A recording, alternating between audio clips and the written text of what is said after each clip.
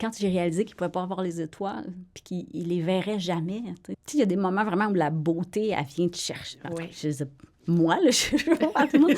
Mais tu sais, moi, la beauté, il n'y a pas d'explication. C'est pas, tu sais, il y a quelque chose qui vient te chercher. Tu connectes avec ce que tu vois. Puis les étoiles ont tendance à faire ça. Tu sais, un ciel étoilé comme ça où tu vois, mais tu sais, la Voie lactée, puis tu sens les distances, les proportions, tu réalises comment, tu sais, il y a tellement de choses que tu réalises sans que ça soit, tu sais, comme, ça passe pas par la tête, là, mais on dirait que tu le ressens. Oui.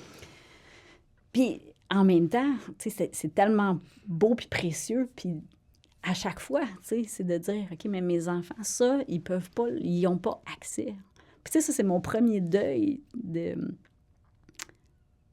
dire, quand j'ai réalisé qu'il ne pouvait pas avoir les étoiles, puis qu'il les verrait jamais, tu sais, c'est pas... C'est définitif, qu'il n'aurait pas accès.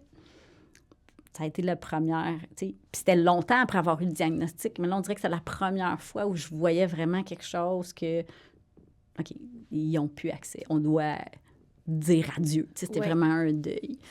Fait qu'à chaque fois que je suis devant des ciels comme ça, ben l'émotion, elle revient, tu sais. Fait que t'es dans le... T'apprécies le moment, mais il y a une petite pointe de tristesse qui vient...